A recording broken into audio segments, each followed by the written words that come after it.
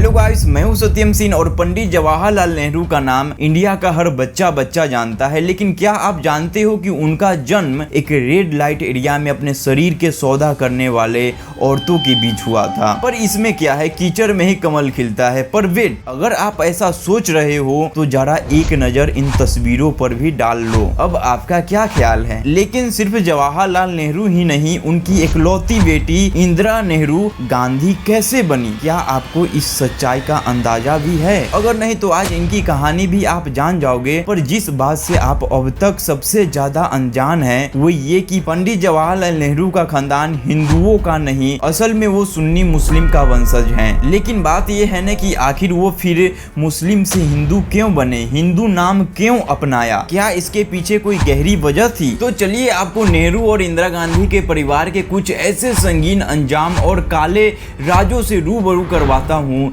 जो देश से छुपाया गया। नंबर 1, पंडित जवाहरलाल नेहरू। पंडित जवाहरलाल नेहरू, ये 3 शब्द कान में पड़ते ही आंखों के सामने भारत के सबसे पहले प्रधानमंत्री की वो छवि आ जाती है जिसने अपने देश को आजादी दिलाने के लिए आराम हराम है की पुकार लगाई थी। लेकिन क्या आपको पता है कि हिंदुस्तान की 200 साल पुरानी आजादी वाले इस लड़ाई में शामिल पंडित जवाहरलाल नेहरू का जन्म मीरगंज इलाहाबाद, जिसका अभी नाम प्रयागराज है, कि रेड लाइट एरिया में हुआ था, जहां उनके परिवार सालों तक रहे, जब तक नेहरू जी के पिता मोतीलाल नेहरू ने आनंद भवन को अपनी बैरिस्टर वाली कमाई से खरीद नहीं लिया। लेकिन इससे भी ज्यादा गंभीर और हैरानी वाली बात तो ये है कि पंडित जवाहरलाल नेहरू के सिर्फ नाम में ही पंडित था, क्योंकि उनके खानदान के इतिहास को माने तो वो सुन्नी मुस्लिम थे। और इस बारे में जवाहरलाल नेहरू के बहन कृष्णा हाटी सिंह का तो ये कहना है कि उनके दादा मुगल सल्तनत के नगर में कोतवाल थे। पर रॉबर्ट हार्डी एंड्रयूज के किताब a lamp of India the story of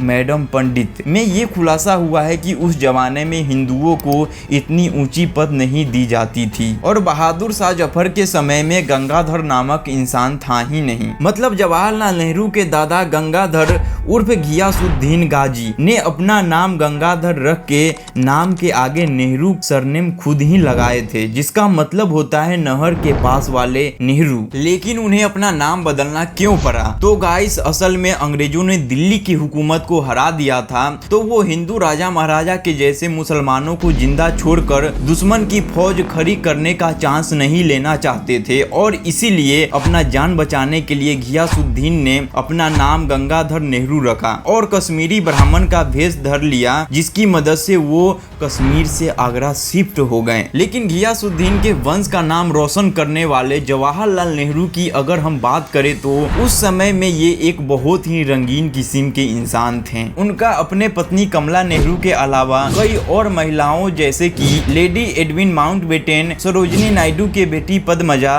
और बनारस के शारदा माता के साथ संबंध थे, ऐसे कई रिकॉर्ड्स बताते हैं। और यही उनके इसी रंगीन मिजाज की वजह से उन्हें STD जैसे सेक्सुअल बीमारी के चलते जिंदगी से हाथ धोना पड़ा था। अब गाइस, काफी सारी रिपोर्ट्स ऐसा कहते हैं, बट काफी सारे ऐसा कहते हैं कि ये कॉन्स्पिरेसी थ्योरी हो सकती है। सो ये अब मैं आपके ऊपर छोड़ता हूँ, आप इस पर सर्च कर सकते हो, और अगर आपको कोई ठोस सबूत मिलता है तो नीचे कमेंट में बिल्कुल शेयर करना। नंबर 2, इंदिरा गांधी और फिरोज खान। करता था सो क्यों किया, अब बारी क्यों पछताए, बोया पेड़ बाबुल का आम कहां से खाए। इस दोहे वाली बात नेहरू के परिवार पर बिल्कुल सटीक बैठता है। मतलब जिस तरह से टीबी से जूझती उनकी बीवी कमला नेहरू को मौत की साया पर छोड़कर नेहरू जी ने देश और दुनिया के अनगिनत रंगों में रंगरालियां मनाने की किस्से हैं, उसी तरह उनकी इकलौती बेटी इंदिरा गांधी के भी कई सारे किस्से दुनिया भर में मशहूर हैं। अगर अमेरिका के जाने मानी लेखिका कैथरीन फ्रैंक के किताब the life of Indira Nehru Gandhi, जिसमें उन्होंने इंदिरा गांधी के प्रेम प्रसंगों की बातें बताई है, उनके अगर हम माने तो इंदिरा गांधी का शांति निकेतन में पढ़ाई के दौरान ही उनके जर्मन टीचर के साथ संबंध था, जिसके चलते रविंद्रनाथ टैगोर ने इंदिरा को वहां से निकाल तक दिया था। पर सिर्फ जर्मन टीचर ही नहीं, कैथरीन के किताब में उन्होंने एमओ मोथई यानी उनके पिता के सेक्रेटरी, धीरेन्द्र ब्रह्मचारी यानी उनके योगा टीचर और फॉरेन मिनिस्टर दिनेश सिंह के साथ भी अफेयर बताया गया है। और इस बात बात में कितनी सच्चाई है और कितनी फिजूल है उसका फैसला मैं आप पर छोड़ देता हूँ, क्योंकि हर किसी का अपना राय है इसमें। हालांकि हमेशा अपने घर से दूर रही अपने पिता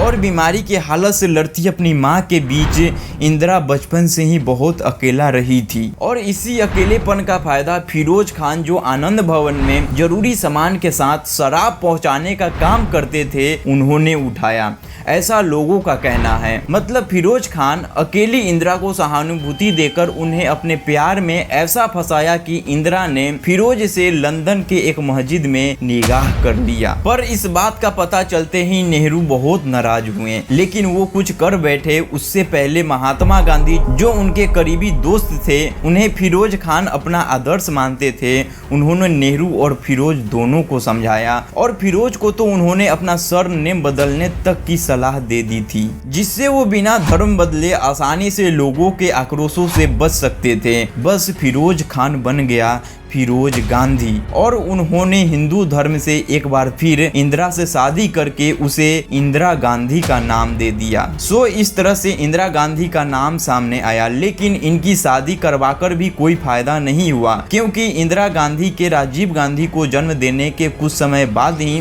दोनों अलग हो गए। और हालांकि इन दोनों का तलाक नहीं हुआ था, फिरोज के बार बार पैसे की मांग और नेहरू की राजनीति में दखल अंदाजी देने की वजह से जवाहरलाल नेहरू ने उनका घर 3 मूर्ति भवन में आना जाना रुकवा दिया था। और एमओ मोथई ने अपनी किताब reminiscences of the Nehru age में ये लिखा है कि सितंबर 8, 1960 में जब फिरोज की मौत हुई तो नेहरू और इंदिरा गांधी बहुत खुश हुए थे। यही नहीं, जिस रहस्यमयी तरीके से उनकी मौत हुई थी उसको लेकर आज भी कई लोगों का ऐसा मानना है कि इस मौत में कोई हत्या का एंगल हो सकता है। नंबर 3, संजय गांधी और राजीव गांधी। अब गाइस, फिरोज गांधी अकेला नहीं था जिन्होंने इंदिरा गांधी को धमकियां दिया करता था। इंदिरा गांधी के अपने बेटे संजय गांधी भी अपनी मां को अपनी गुनाहों पर पर्दा डालकर खुद को बचाने के लिए धमकियां दिया करता था। और पता है, संजय गांधी का नाम पहले संजय नहीं अपने बड़े भाई राजीव से मिलता जुलता यानी संजीव गांधी था।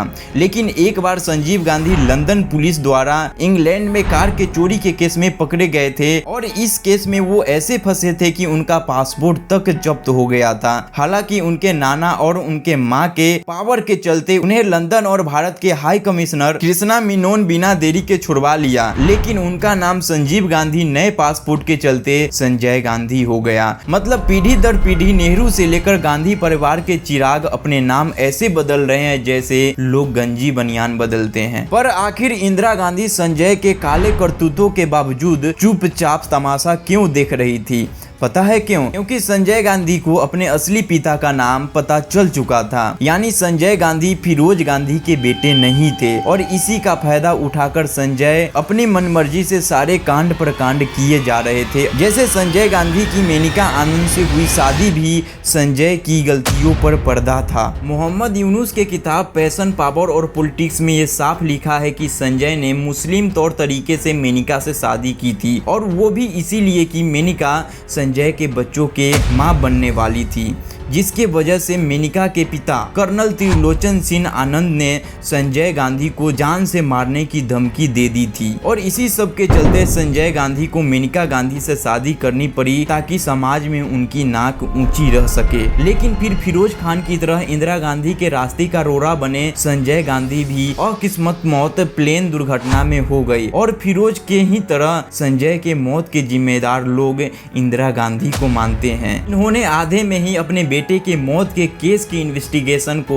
रुकवा दिए थे। जब इंदिरा गांधी के पापा से लेकर छोटे बेटे की बातें मैंने आपको बता ही दिया है, तो चलिए मैं आपको इंदिरा गांधी के बड़े बेटे राजीव गांधी के राम कहानी भी बता देता हूँ, जिन्होंने दुनिया को ये दिया मैं पप्पू हूँ था। मतलब राजीव गांधी सोनिया गांधी, जो सोनिया माइनो नामक इटली की नागरिक थी, उनकी प्यारी प्यारी आंखों में ऐसे पड़े थे कि उन्होंने उनसे शादी करने के लिए अपने खानदान के नाम बदलने वाली प्रथा के चलते अपना नाम बदल लिया था। सिर्फ नाम ही नहीं, उन्होंने अपना धर्म भी बदल लिया था, जिसके बाद ये हंसी खुशी अपनी बीबी और 2 बच्चों के साथ रह रहे थे, लेकिन फिर इंदिरा गांधी ने इनकी इंडियन तरीके से शादी करवाई और इनके दोनों बच्चे बियंका, जिसका नाम आज प्रियंका है, और राहुल, जिसे हम आज राहुल गांधी बुलाते हैं, ये नाम रख दिया। मतलब नाम बदलना तो इनके खानदान के फेमस टाइम पास है। अब गाइस यहाँ पर काफी सारे रिपोर्ट्स और बुक में ऐसा कहते हैं, बट काफी सारे ऐसे भी कहते हैं, इस डायरेक्शन में भी दर्शाते हैं कि कंस्पिरेसी थ्योरी भी हो सकता है। सो इस पर आपको कोई इंसाइट मिलता है तो हमें नीचे कमेंट में बताना। अब आपको मैंने इसकी कहानी तो सुना दी है, लेकिन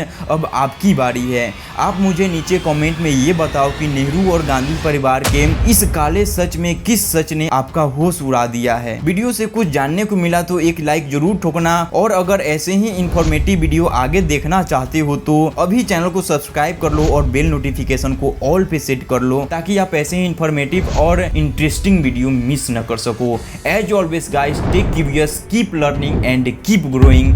जय हिंद।